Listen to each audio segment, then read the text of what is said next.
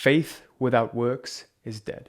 As I have gone deeper down the reality creation rabbit hole, one particular word keeps coming up. And over the last 3 months, it's kept tugging at me more and more every single day. And that word is faith. See, when I used to think about faith, I always scoffed and believed it was a word made for unintelligent people who just didn't understand science and cause and effect. But as I grew in my journey, I started to realize how unintelligent that assumption actually was. What I have come to realize on my journey was that there were basically two main types of people in this world. Those who operate on belief, they trust in the seen and known, for example, scientists, engineers, lawyers, doctors, more left-brained individuals. And there are those who operate on faith. They trust in the unseen and the unknown. For example, musicians, artists, creatives, more right-brained people. Now, throughout history, faith was a force that moved mountains and shaped civilizations. Ancient cultures understood this power very, very deeply. Take the Egyptians, for example. They built colossal pyramids, aligning stones, weighing tons with such precision that modern engineers still marvel at how they did it. Their faith in the afterlife was so strong that it fueled generations of unwavering effort and innovation. Or consider the indigenous tribes who used faith rituals to summon rain during droughts. To skeptics, these rituals seemed impossible, but to those tribes, their collective faith moved nature itself. Now, the Greeks consulted oracles, trusting divine messages to guide military strategies and political decisions, and more often than not, their faith in these signs led to extraordinary victories. There are certain scientists, engineers, and doctors who learn to touch an ounce of faith and create miracles, such as the discovery of the double helix structure of the DNA, which came to James Watson in a dream from the unseen realm. In today's video, I'm going to share with you my biggest revelation that very, very quickly changed my life. One main concept known as active faith, which, once you learn to tap into, has the capability of profoundly changing your life. Let's get started. To begin with, we have to understand the nature of faith. So in the intro, we've talked about the difference between faith and belief, and how belief is trust in the known and the seen, and how faith is in having trust in the unknown and the unseen. The biggest reason why people never achieve their goals or even achieve miraculous things that are beyond what they can conceive of is because they can't open themselves up to faith, number one, and number two, they can't persist in faith long enough. And finally, they can't follow those intuitive hunches that lead them to closing the bridge, closing the gap between their current reality and their desired reality. They just always end up desiring something that always seems to be out of reach. And the reason why that is because people don't fully understand how reality works. Reality works with one of the deepest laws known as the mirror principle. So if I were to describe the mirror principle to you, I can describe it in many complex ways, but the simplest way to describe it, to summarize it all, would be your external world is a reflection of your internal world.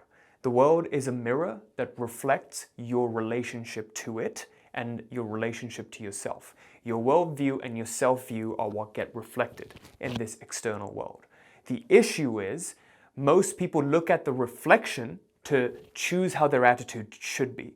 And that's why they operate on the basis of belief, the known and the seen. That I can see this, I can see that I have studied, I've gone to college for so long and I've gotten this degree and I'm only capable of going for a 9 to 5. I've seen that I have failed 7 business attempts, so why bother starting the 8th one? It's going to be a failure too. Why waste my time, right? So they look at evidence, they look at their external world for how they should feel within. They look at the reflection for how they should form the image. So this is how the mirror cycle works. I really want you to pay close attention to this, because once you master this, your life will change forever. And this is something that, I mention in every single video of mine, but what happens is there are new ways in which I can describe this, new ways in which it will hit home for you, okay? So check this out. Typically what happens is it begins for most people with an observation of how things are. They look at the reflection and they make an observation. So they begin at observe. They look at, my current circumstances are crap. There are bills piling up. There is never enough money. Insurance keeps going up. Groceries keep going up. I can't make more money. I can't start a business and make it work. I can't do trading. I can't do, all of these other online business opportunities. For some reason, they don't work for me. They observe their current reality and the evidence that already is, and then they use that to form their image. Then they say, okay, nothing works for me. Now is not the right time to start a business. The worldview is, now is not the right time to start a business. It's a terrible time. People are very, very closed off. They won't pay for my products and services. I'm not good enough to become a business owner. When they strengthen this attitude, it gets reflected. So the mirror of reality says, oh, you believe you're not good enough and you believe now is not a good time to start a business? So be it. So be it. And thus the reflection is formed. And then people look at this reflection again, and then they make their observation. Like, oh, okay, things aren't going well. My marriage isn't working. My life isn't working. My friendships aren't working. My businesses aren't working. Nothing works. Start feeling like a victim again. That's the basis of the image. And then this loop keeps going on and on. And this is why people keep staying stuck in a particular cycle where either their business gets stalled at a certain level, or they keep attracting the same cycle of toxic relationships, or similar patterns keep happening in their lives. And it's all because of this mirror cycle. So for most people who are stuck in their lives, they are a slave to external circumstances.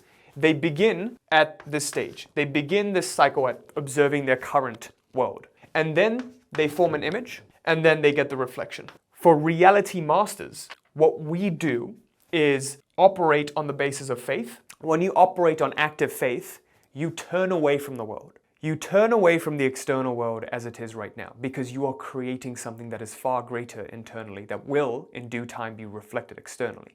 So here's another law through which the mirror of reality operates. The reflection is formed with a delay. The delay happens because of the complexity of our goals. For example, if you are here right now in a house or maybe an apartment building and you're not earning enough money, you're maybe making $5,000 a month and you have dreams to get to $20,000 a month, and you know all of those things you'll do when you get to those $20,000 a month. You'll take the vacations that you want to take. So that's a 4x goal, right? You're trying to quadruple your current monthly income. And in order to get there, it's a little more complex than going from $5,000 to $7,000 a month. So when you want to go from $5,000 to $20,000 a month, your logical mind has to drop. You have to stop operating on belief and start operating more on faith. So you have to get out of your own way. In a sense, you have to turn away from the world.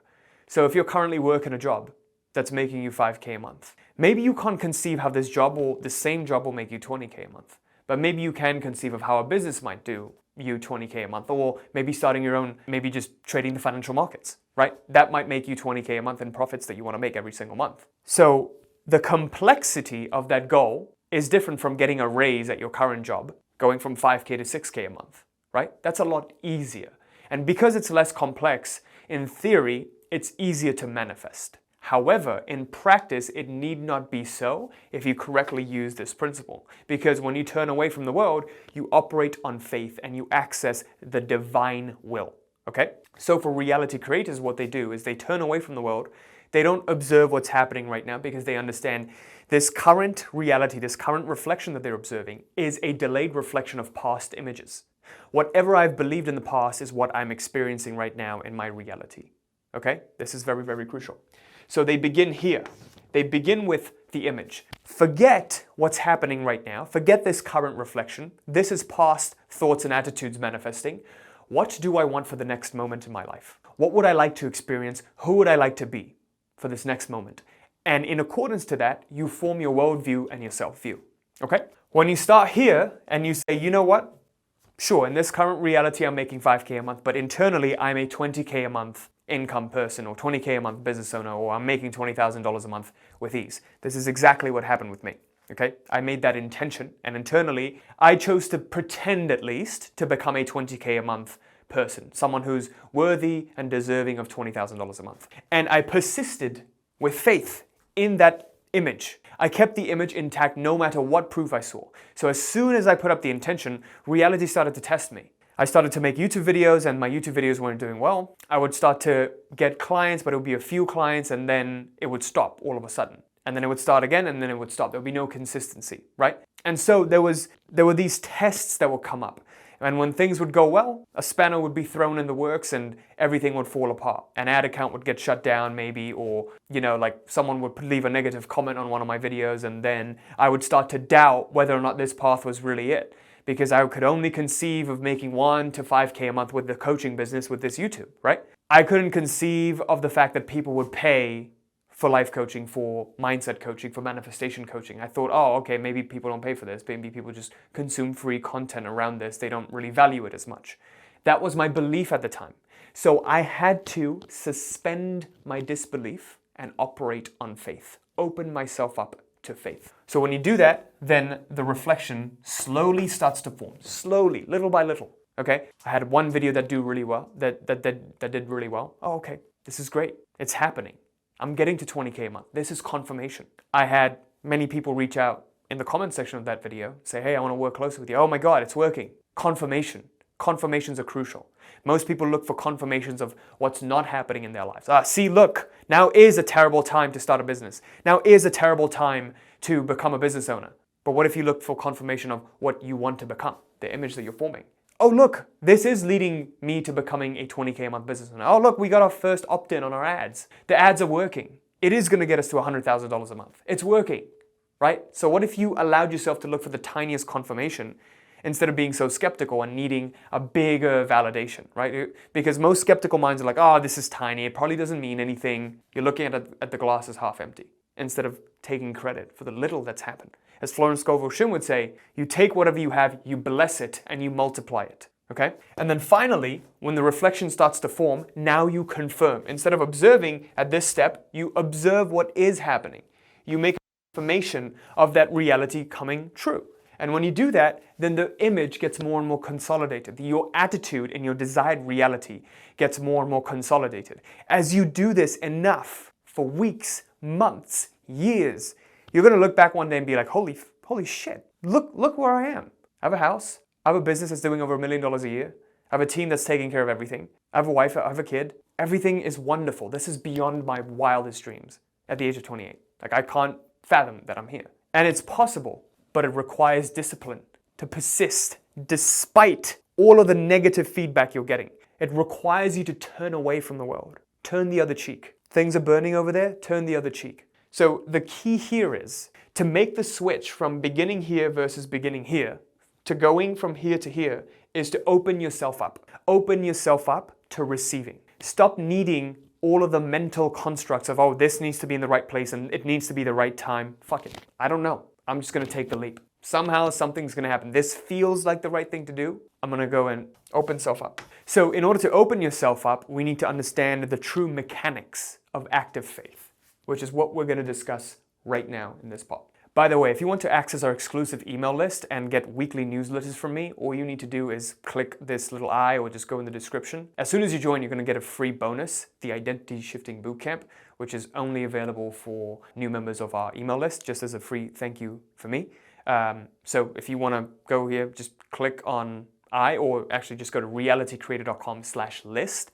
And you'll be able to sign up for our exclusive email list. So with that, let's get to the second part, the mechanics of active faith. So to begin this next part on the mechanics of active faith, I would like to share a passage with you from Florence Scovel Shinn's book, The Game of Life and How to Play It. This was recently brought to my attention by one of our clients in my reality mastery program, who mentioned how learning this and making this epiphany was such a crucial distinction for him, a crucial shift for him. So here's how it goes. Faith without works or action is dead. The student, in order to bring into manifestation the answer to his prayer, must show active faith. For example, a woman came to me asking me to speak the word for the renting of a room. I give thanks that the room is now rented to the right person and perfect man for the right price, giving perfect satisfaction. That was the affirmation. Several weeks elapsed, but the room had not been rented. I asked, have you shown active faith? Have you followed every hunch in regard to the room? She replied, I had a hunch to get a lamp for the room, but I decided I couldn't afford it. I said, you'll never rent the room until you get the lamp. For in buying the lamp, you are acting your faith, impressing the subconscious mind with certainty. Okay? I asked, what is the price of the lamp? She answered, $4, I exclaimed. $4 standing between you and the perfect man. She became so enthusiastic. She bought 2 lamps. About a week elapsed, and in walked the perfect man. He did not smoke and paid the rent in advance and fulfilled her ideal in every way. Unless you become as a little child and dig your ditches, you shall in no wise enter the kingdom of manifestation. This is so crucial because literally something very, very similar happened to me. I was trying to rent out my old house and it had been on the market for a very long time and I was paying the monthly mortgage every single month. And, I was feeling the hit. It's just sitting there, just accruing taxes, insurance, and principal, and it's just bleeding money. So my realtor would keep coming back to me every single month with an offer that was lower than what I wanted. But I knew what I was willing to settle for because that is the ideal that I wanted, right? So, to give you an example, the principal, taxes, and interest on that property is $3,750, right? My goal was to make $4,500 a month and no less than $4,200 a month because I'm still losing money at that point. So she would come back to me and say, oh, we've showed the house and they want to do $3,800 a month. And I'm like, no, I will not accept it. That's not what the ideal manifestation was. Next. And then she would come back, oh, they want to go up to 4K. Nothing. No, I'm not going to do it. 2 months, 3 months, 4 months. Then she comes back, oh, someone wants to do the 4,200. But then they ran the background check on that person and that person had like 32 criminal infractions. And we're like, no, we're not doing that. I don't care how much money he's going to pay. We don't want someone who has a history of defrauding other people because once you do it in the past, there's a higher likelihood that you'll do it again. And I'm not willing to take that risk because it's not the perfect man or the perfect person that I want to rent the house to. And just as we were about to give up and go the Airbnb route, in came the perfect family. A mother with her son and, she wants to rent the place. She loved the place. As soon as she walked in, she fell in love with it. She was like, I'll pay the full $4,200, no problem. And, it's just like, I feel really, really good about renting to this person. I have a very good feeling in my heart. So this is where those intuitive hunches come in. You can only listen to your heart, the whispers of the heart, when you quiet the thinking mind. Quazi 3 or 4 years ago would have just taken the first person who wanted to rent it for $3,800 just to stop the bleeding because I was so scarcity thinking back then. I would always think, oh, okay, protect as much money as you can, stop the bleeding, stop the loss. And I was very, very risk averse. I couldn't have faith that this money will go and it will multiply. This money is being blessed. Every time you pay a bill, every time you spend money, bless it because it will return back to you tenfold. Okay? Be cheerful when parting with money instead of holding onto it so tightly. Because if you hold onto it, Florence Scovel-Shinn shares so many stories about a woman who held onto the $5,000 she received, even though her husband was ill and needed the money for the treatment. She refused to use that, and in the end, the money got stolen from her one day. It's the most bizarre stories. I don't know how real they are, but they are hella believable. Okay? So my previous pattern, this is how I would act. This is the mechanics of active faith. My previous pattern would be I would get hit with inspiration. I would feel something come to me, something that wants to be expressed as action. And then the thinking mind would interject, be like, oh, hold on 1 second. Are you sure you want to do that? Because if you do that, bad things might happen. There's a chance bad things will happen. It doesn't care about the good things, the many good things that could potentially happen. And then I would shut it down right there. Or I would hesitate and act half-heartedly. Like sometimes I would have ideas for videos, and I remember this last year. I would have these ideas for videos, and I wanted to make them, but I'm like, oh, but they won't go viral. What if it doesn't go viral? I want to do something safe that I've done in the past that would go viral. And when I would do that, it wouldn't go viral because guess what? My energy was missing. My passion, my enthusiasm was missing. So recently we started this new segment on the channel. Maybe you've seen it, maybe you haven't. They are 11 minutes to 15 minutes long where I'm asked questions by my producer and I just riff. It's a very unprepared, very natural style of delivery, which I like because my natural tendency is that of a coach, and I can help, and I can, inspiration comes to me in the moment without the thinking mind being involved. And the less I block it, the less I clutter it, the more pure substance comes out. So I love doing those, right? But then we started to run an analysis. Ever since I started doing those, the channel traffic and momentum slowed down. We went from doing, 1.5 million views to 930,000 views. And I'm producing more content. But deep in my heart, I feel that that kind of content that I'm making is the right kind of content to make. So I'm here stuck with a conundrum. Do I stop it and sell my soul for more views and virality and money, or do I continue doing it? Do I continue doing the thing that makes me feel alive, that makes me feel real? So in the past, again, Quazi 1.0 would have been like, oh, this goes viral, this makes money, do that, more money, good. Just keep accumulating money like a squirrel stocking up nuts for the winter, you know? But now it's like, no, there is some higher good, higher art to this. So I kept doubling down, and literally 2 days ago, we had one of the videos that I made, the short stuff, do really, really well. It did a 1 out of 10, it went viral.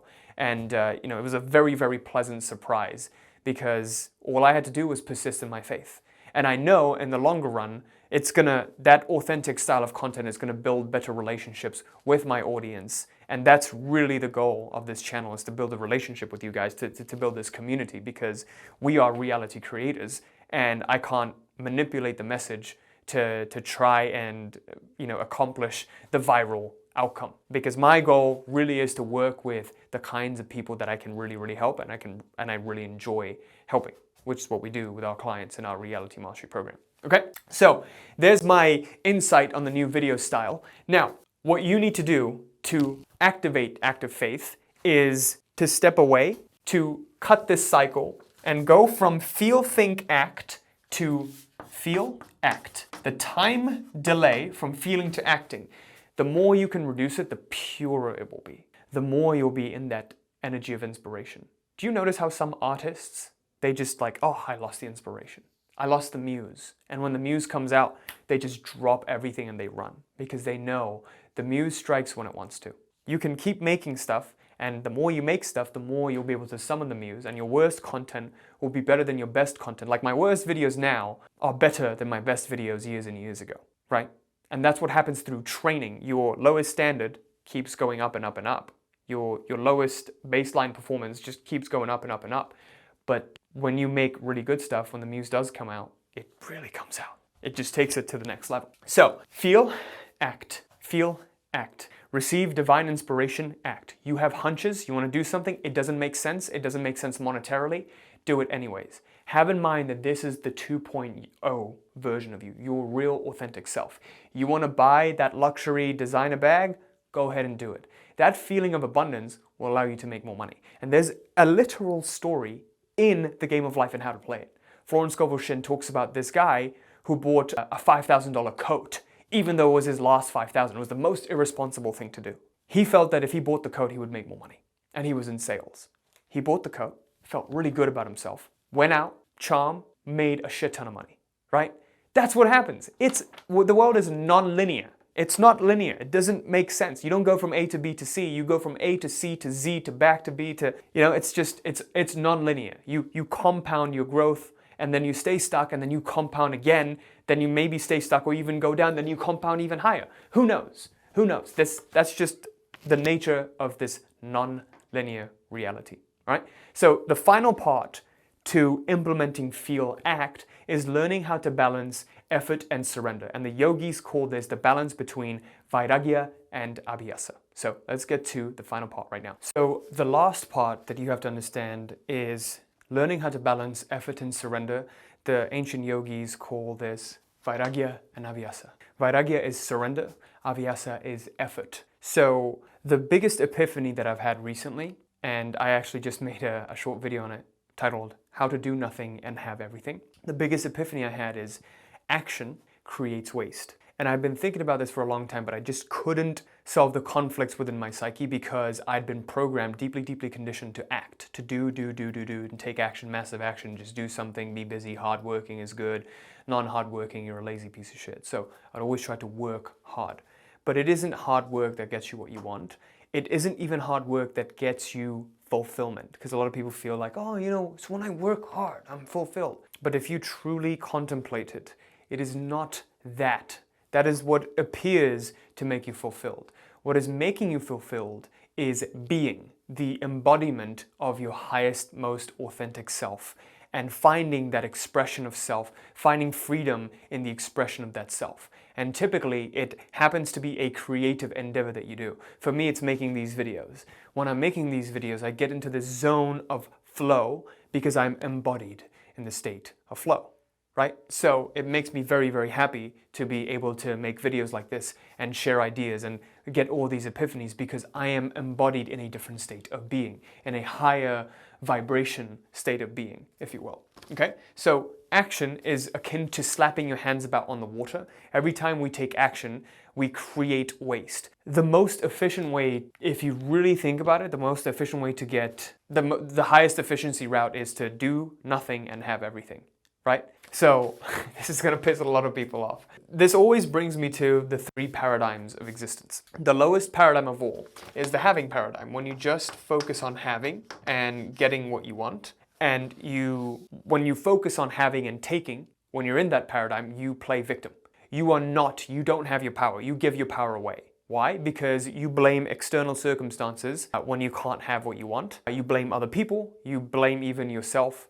Oh, the world's not good, I can't have this because of this, I only care about having. And when you have it, it doesn't make you feel fulfilled. It always feels like you're trying to fill up a void, a void that thirsts for infinity with something finite.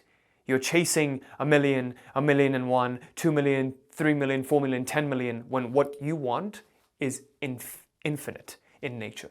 Right? You want to become one with that source of existence. Your soul craves to become one with the source of existence. But the mind believes if I accumulate more and more millions, it will make me feel a certain way.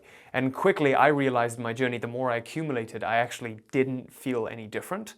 Like, sure, it was the accomplishment, the feeling that I actually was able to accomplish this, what I set my mind to, that euphoria was wonderful. But actually having that led to thinking about, okay, how do I best use it? Okay, now I have to invest it. Okay, now what do I buy with it? Now, okay, how do I protect it, right? So a lot of the times you'll see people who were happier when they were broke, when they were poorer, because they had less to worry about and they had less of an ego to protect. So I have a friend of mine who I was speaking to the other day, and he's been stuck at 1.3 million a year. The highest he's ever hit was 1.3 million in a year. And he has this ego that he wants to protect, right? And this ego that he wants to protect is actually what's preventing him from scaling past 1.3.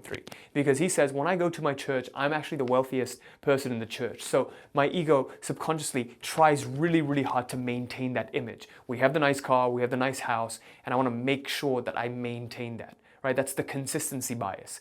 We always fear not appearing consistent in everything that we do. And that's why all of the influencers that you see, they try really, really hard to be consistent with everything they're presenting. But the reality of life is very dynamic. Today I might portray myself and appear to you wealthy, but tomorrow anything can happen and it can all get taken away from me. And when typically it happens to influencers, you'll never hear that it got taken away from them. You just hear them faking it about how much they do have. And that's the kind of stuff you see on Instagram. Anyway, long story short, that is the having paradigm. The incessant focus on having, accumulating, collecting, leads to unhappiness. Lowest vibration paradigm. Higher than that is the doing paradigm. When we focus on doing, we have more energy available. Let's go out, let's take action, and then we will have. And in doing, people feel very energized. They can tap into this state of flow, but they are still stuck to the idea of doing.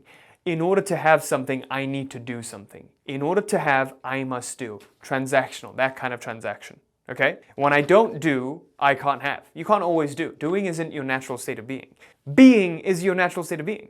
You are being, and then the doingness comes from a place of being. So the highest paradigm of all is the being paradigm. I know this all sounds really, really, really, really esoteric, but once you grasp this, your life will never be the same. Being paradigm is becoming one with the thing that you want. If I want to make millions, I must first internally become a millionaire, the mirror principle. I must first embody the identity of a millionaire. And then I must live like a millionaire to the best of my ability with what I have available to me. When I have made the decision that I am indeed a millionaire, the millions just haven't shown up in the 3D realm yet. The reflection forms with a delay. It will come when the time is right.